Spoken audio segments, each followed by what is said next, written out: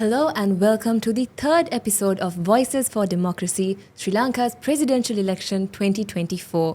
Now, this is our third episode in this podcast series, and we've already seen two very interesting personalities being brought up here. And today I have the lovely Piyumani Ranasinghe, who is a researcher and a visiting lecturer at the Department of Law at the University of Peradeniya, to talk none other than about the women in politics and, the framework that we have when you say women in politics. So Piyumani, welcome to the show. Thank you so much for being here today. Thank you so much for having me. All right. So now when we say women in politics and when you take our political framework in Sri Lanka generally, when you put the two words women and politics in one sentence, it's often connotated in a rather negative way, if I may say so myself, right? There is a certain stigma, for the lack of a better word, attached to this. And I think that's a very interesting topic to talk about, given that the elections are right at our door. So let's dive straight into our questions. That's a very important question, and I'm really happy this topic is being tackled by this podcast series, specifically because in the times that we live in today, women constitute more than half of the Sri Lankan population. And to me, as a younger person in the country, a young woman, starting out her career or just going into this area of law reform, policy, and even academia, we do see lots of female representation around us. I work with very powerful, strong, empowering women. But then when you look at the election, to have 38 candidates being completely men, not even one single woman, having also, putting out there the caveat that just because there would be a female representative, that doesn't mean that would necessarily empower or it doesn't solve the problem. Exactly. It wouldn't necessarily be like a bridge for what we want to achieve. Definitely. But it would be, this is something I personally believe, it's that it would be encouraging to see the possibility of a woman being. I think it gives a sense of hope for, those who are interested in joining the grounds. Very much. And I think as a young person, for me, and there are people who are now entering into, just voting for the first time. And if for them to see at least the possibility of having a female face, that would have been, what we want to achieve one day. And it's really disappointing. That is only 38 completely men. For sure. And now that you brought up this question, I'm just going to also segue into something that I recently had a conversation with somebody on, for example, the US elections. We do have a presidential candidate who is a woman. Yes. While I may not necessarily agree with her policies, there is this glimmer of hope. There is. Just to see the possibility of a female, someone who identifies as a female, being able to go up that ladder to that level to actually be a part of a race which was predominantly being a male race all along. So I think that gives hope. So at least at a namesake level, it would have been nice. It would have been nice. Yes. So that is something that I'm grappling with right now. Just trying to see the future of Sri Lanka. If in another 10 years, if it remains the same, I think that would be a real worry. That is a real worry. No, I don't think it's just for you. I think for the rest of us as well, that is very concerning. If 10 years from today, we're still seeing the same sort of candidates or just, male-dominated playfield out there. And talking about the elections, like I said, it's right at our doorstep. And we've already addressed the fact that all 38 candidates are males. How do you think this affects, gender equality? And then when you talk about women's rights, how do you think this whole playfield affects those norms? I think we need to also take a step back into understanding the kind of society that we live in. And I think when we look at the election, be it the candidates' promises, the policy promises that they're making, at a meta level, when you look at the problems at stake that directly relates to gender equality and women empowerment, are systemic, are societal, right? And to what extent can then just one election bring change is a question. And in my personal opinion, I don't think a transition into a new regime or a different phase could necessarily achieve that without having systematically systems, cultures, processes, people's attitudes change. But pragmatically, with regard to the present election, we do see some parties having perhaps a larger base for female movement or momentum, I'd rather say. Because Sri Lanka also is a country, funnily, although the population being more than 50% women, we don't really have a concrete women's movement in the country. Yeah, we don't.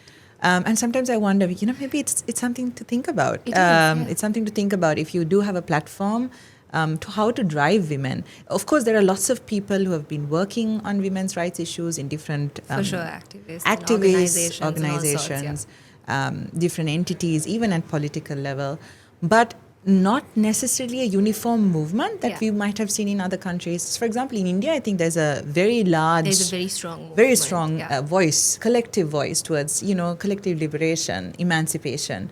That doesn't exist so much in Sri Lanka to the level that I would like to see. Yeah. And with regard to the present election, then, the stakes are, it's a little bit tricky. It is. You do have candidates talking about women's rights in their manifestos. I think quite a few manifestos had this mentioned in them. Yes, almost all of the leading candidates speak in their manifestos about women's rights to different degrees. And there's lots written about it right now as well. So anyone is free to go and, take a look at it. And I think it's important. It definitely. Especially when you are casting your vote, to understand what exactly you're voting for. Yeah. And not just because that necessarily, there are also blanket statements, right? Yeah. These are promises at the end of the day, but it's important to know what they're promising to whoever that may come into power, to hold them accountable. So I think gender, the identity, the issues around female participation, they've been tackled by many of these candidates to different levels. So that's encouraging to see. And I think in comparison to some of the issues that we saw in the last election cycle, the presidential election cycle, especially with, for example, just one simple example of menstrual health and hygiene and, period poverty, issues like that. I think there was a lot of stigma. There was. Exhibited almost, very blatantly out and about on social media. I feel like now, at least in the circles I engage with, there is more acceptance of that discourse. And less of a stigma. Exactly. Yeah. And the possibility of discussing it. And I noticed in the manifestos, some of the leading candidates have discussed it. Yes, because I think desensitizing things like that is what matters, especially in today's day and age. Yes. Where things are so open and everything's out there and people are so vocal about such things. Exactly. And not just also desensitizing, but also having monitorable, calculatable goals, such as, reduction of taxes, ensuring accessibility, ensuring education around it. So those are things that I saw in manifestos that was encouraging to me, and would definitely be determinants, I think, if someone is to vote based on policy, to think about. Yeah. And so we've spoken about these manifestos and stuff. When women often engage in political processes and the whole game of it all, what do you think are the specific challenges they face as a woman? And when it comes to these challenges, do you really think any of the candidates for this year's election are trying to address these said issues? Yes, we've spoken about how they're trying to address, the issues that we all know and talk about. But when it comes to women in politics, I think there's a threshold of issues that are specific to that situation that we don't often shed light upon as much as we do on, when it comes to women's rights, women empowerment, things like that. So what's your take on this? That's honestly a very important question because, like I said, more than 50% of the voter base are women, right? Like, why don't we have at least 5%, less than 5%, less than 5% representation in parliament? Local government, provincial council almost nil, and local government even less than, I think, 2%. 2%, if I'm not mistaken. So the question then is, how do we, encourage women to come to politics? You started off by saying it is very stigmatized. If tomorrow you and I were to say, okay, we're going to go into politics, what level of acceptance and encouragement would we have from our own personal circles? Are you sure? True. Yeah, are you sure this is what you want to do? Exactly. Are you sure this is what you really want? Yes. Yeah. And also there's also a lot of disciplining around, are you sure this is for you? Because you've got to be a specific way. person, Yeah. And we've seen, I think the model of leadership that you've seen is largely masculine and very patriarchal. Even if it comes in the face of a woman, then yes. the model Yeah. itself is very patriarchal and masculine.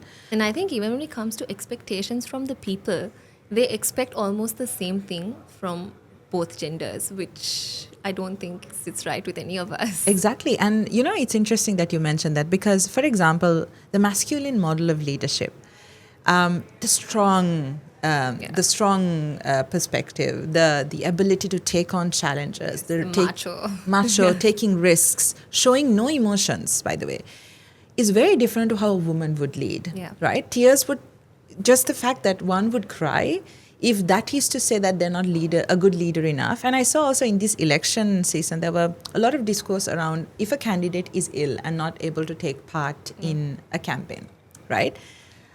Are we expecting individuals to be superhuman? Exactly. I think a person who, for example, then there are values that needs to be taken into account. So, for example, for a woman, it's empathy, kindness, being able to bring people together.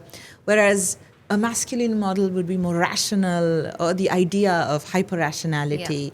Yeah. And these are values that I think needs to be questioned. For sure. Especially if you are looking at increasing female participation in politics, these are values that needs to be questioned. And just because I would gloss over some statistics on this, women participation you mentioned is an important issue, and all candidates are in different ways addressing it. But I notice in some manifestos that there's concrete plans to increase 50% or 25%, and that's great.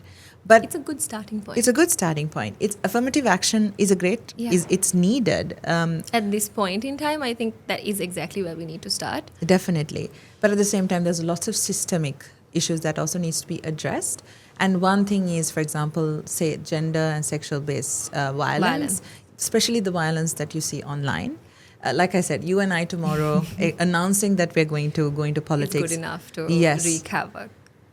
I'm sure they'll find somebody, some meme page, some troll would find some image of you maybe 10 years down the line and say like, oh, this is the leader. This is what you're voting for. Flimsy leader, or looks like she's partying. And I think this happened to one of the Finnish prime ministers, if I'm not mistaken, where she was, I'm not sure of the country, but I think it was a Scandinavian country where she was out and about, she was just enjoying herself, and she had to go through a lot of online trolling and harassment, just saying that, oh, she's lightheaded. Yeah. Is she the kind of leader that we want in the country? Because she was young and she was, having a good time. Her life. Yeah. So I'm just thinking what would happen if such an instance, if we face something like that in Sri Lanka, and what kind of patriarchal masculine models of identity would be affixed to a female leader's identity, persona. And I mean, even now, right? Like if you say, or if you are to take up a leadership role, say not in politics, but in any organization, you are expected to work like a man. The idea, and like the worst part is even in an organization, right? Like when you go up to a senior position or a top level position, you're instantly questioned how you got there. Exactly. It's often questioned. I think even in politics, it's the same thing, right? Like you get a new MP seat or you get a new post. It's often questioned, like, okay, how did she get there? So, and can she command attention? Can she command silence of others? So it's questioning the model of leadership that we're aspiring for. And I think without really mitigating the harassment, the gender-based violence, the systemic barriers on one hand, and on the other hand also without removing some of these ideals that we have of leadership, it would be very difficult to increase female participation in elections, I would say, for the next 10 years more. Like we said earlier, that's very concerning. That's very concerning. And talking about leadership, we've spoken about leadership in politics, in organizations and whatnot. Do you see women leadership evolving in this election, in the upcoming election that we have? And like, do you see, I'm not exactly asking if you see a proper future for it, but do you see any betterment of female leadership through this upcoming election? I see momentum of Yeah. women working in different political parties, also outside of political parties, demanding for change. And this could be in civil society spaces or activists calling for basic rights for women, and also not just for women, but for basic other welfare issues as well, be it animal welfare, or recently I was talking to someone working on the animal welfare bill, for instance. So there's lots of women working on ground realities and issues, but to circle back to the question of how, whether this election is promising for women, I would say in different ways, yes and no. The yes part being because we see so many women voices in public discourse, that is encouraging to also, it's a ripple effect, right? It is. Change doesn't come overnight. So there is possibility of more women taking up space, being able to come to political spaces, public discourse, and actually engage about these issues. And I see also in these circles that, I had the privilege of sometimes engaging with as well, there is emphasis on empathy. Right. There is emphasis on collective action. There's understanding that women need to also bring their kid to some of the discussions. Very simple things, right? If I have a child, I can't just leave it at home. Exactly. Leave her or, him at home. I have to bring the child and acceptance of it. I think simple things like that, which I think is very far removed from the male strong man, you have everything together, you're ever ready, go. But women, that's not how our bodies function. That's not just how our leadership model functions. While different masculine, female models have strengths and weaknesses, I think it's important to recognize they're different. So I feel that kind of discourse is slowly coming into public setups right now. Not maybe in the exact words that I explained to you, but it could be in different ways that women engage in circles, women coming out into public spaces and taking up space to voice their concerns. Actually using their voice, But having also said that, I need to say, some of these women have been voicing their concerns, demanding justice, especially if you talk about mothers who've lost their children during the war period, or women who have been fighting for land rights, women who have been fighting for environmental issues, maternity care, or labor rights. Or even something as mine as, equal pay. Equal pay, very much. So those discourses have been here for as long as I can remember, before me. There have been activists, working on it for years, and at least now we see some of these issues making into manifestos. Period poverty, making it into a manifesto. And, different aspects, different issues making it into manifestos. And that, I think, is encouraging. It is. I also wanted to notice, I saw when I read one of the manifestos, there is also emphasis on also now unpaid care work, maternity leave, paternity leave. So those issues being spoken about means that women's voices are being heard. Because those issues were voiced by women. So that's encouraging. It is. And, talking about voicing their concerns, I think Sri Lanka over the years, because like you said, some of these issues have been here since before us. And over the years, I think Sri Lanka has seen some very powerful female candidates and advocates, activists, everything. If I was to ask you, are there any advocates or candidates that have inspired you personally, whether it's on your work front or whether it comes to your personal life, anything along the lines of that? Who have you drawn inspiration from? There's so many. There's really so many. But I think starting off with people family. And then there is people I've engaged in when I was studying. I had the privilege of studying at Peradeniya, which was almost majority of the women of the staff are women, and I had a very I think a formative figure who started off was very important in my starting off the legal career, who taught me women leadership is about not leading like a man. It's really about leading with empathy. And it's about leading with understanding of the importance of community. It's understanding that you're part of one and you're not there to necessarily command Exactly. obedience. Because if you wanted leadership like a man, you wouldn't be electing a woman in the first place, would you? Yes, yes. Because I think people need to understand, like you said before, there's a distinct difference between the two when it comes to leadership or when it comes to anything for that matter. And I think understanding that is one of the biggest steps that we collectively need to take. But And just to also outline, this is not no hate on men not at or all. the leadership Yeah. model, right?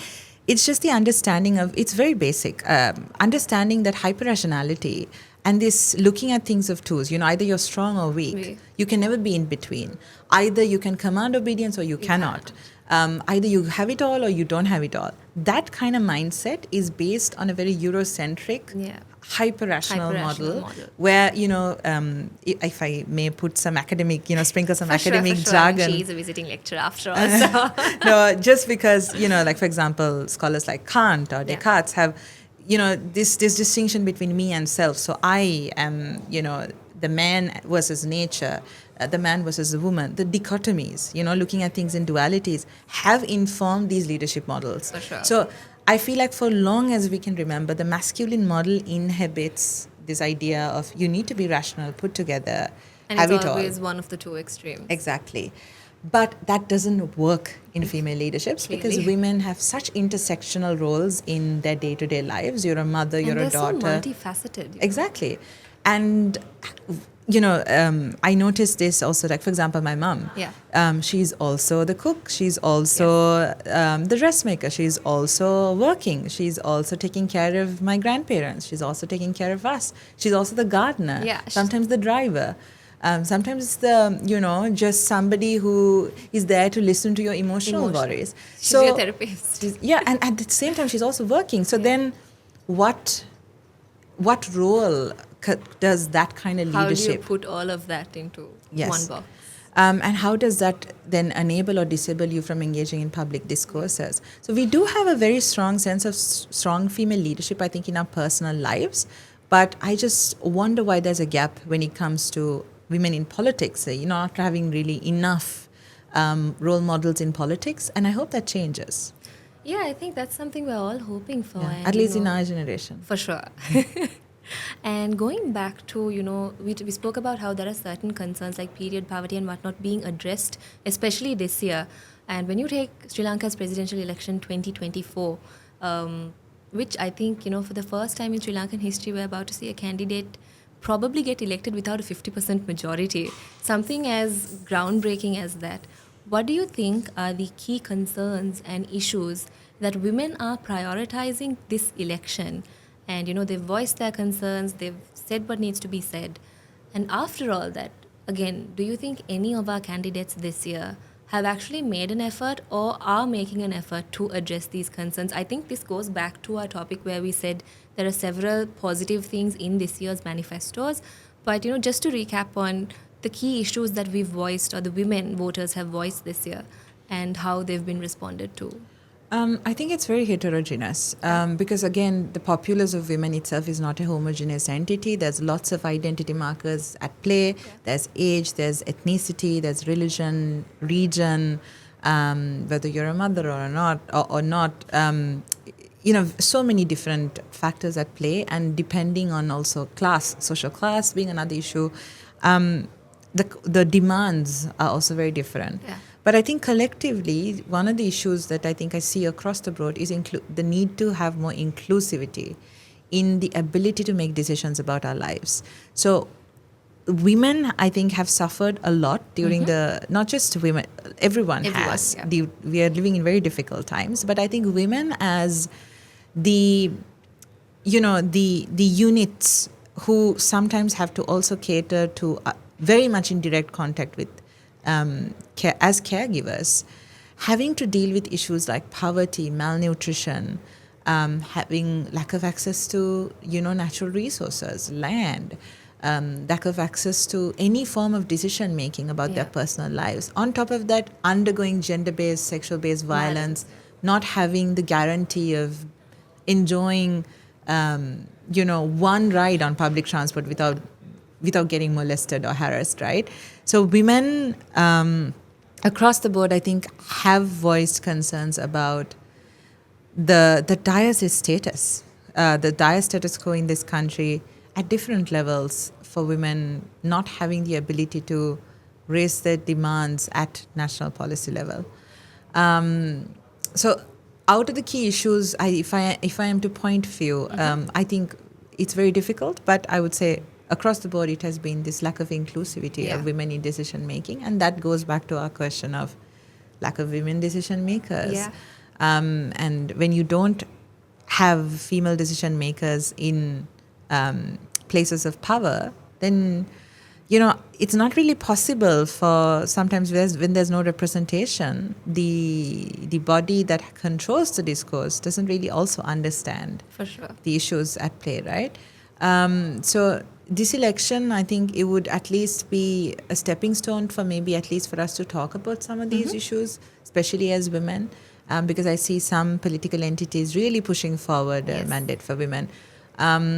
But again, it's very volatile at the moment. Yeah. So we'll only know, I think, with time, and not just with one election. I think it'll take us a few more rounds. A few more, yeah. But what needs to be, I think, put in mind, we keep in mind at the same time, is that we need to have systems in place that ensures inclusive women participation in the decision making, at the decision making level in different capacities. I think that's like very true, everything what you just said. And like you said, it always goes back to the same thing, women participation in the political sphere. And I think that really boils it down to the fact that all of these issues are at the end of the day connected to one another. And again, so this will be my last question for you for the day.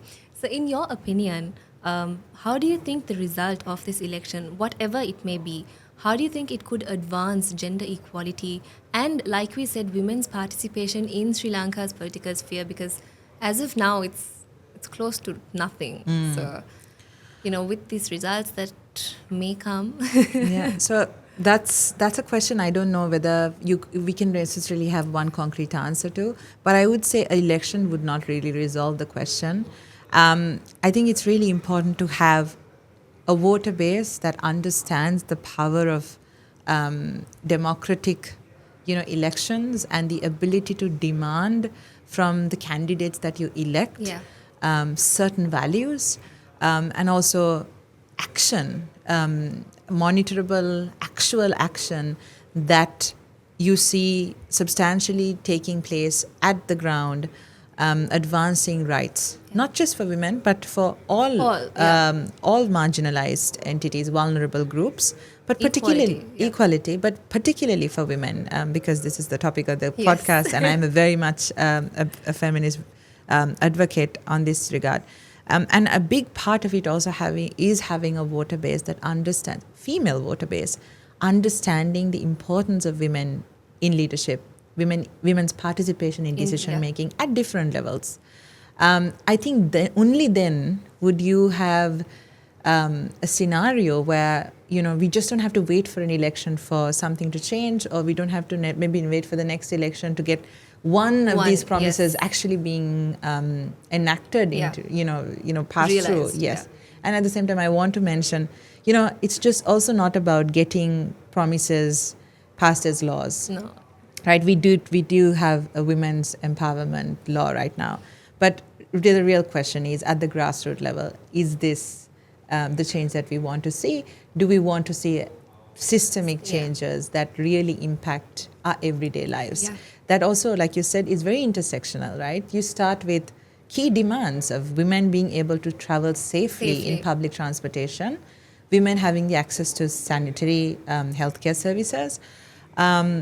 But then that doesn't mean women having separate, if in a train having a separate compartment just for women. That's not what I'm talking about. But having inclusive ability to do that. And women of all color, creed, class, able or disabled, it's just really, at the end of the day, the part is we need to be able to demand more. And actually have our voices heard when it comes to these demands. Exactly. Whoever is elected, I think, ensure that promises are kept, and even if it's not a promise, ensure that a momentum is there, a movement is, recalibrated, just to make sure that some of these rights are advanced. because they're basic rights. They are, right? for sure. Yeah. So Piyumani, thank you so much for joining us today, and I think we've all had a very interesting conversation when it comes to women in politics, not just on the candidate side, but also women voters. So this wraps up our third episode for Voices for Democracy, Sri Lanka's presidential election 2024. And do keep watching as we bring you more episodes, teaching you and making sure that you are informed when it comes to the upcoming presidential election.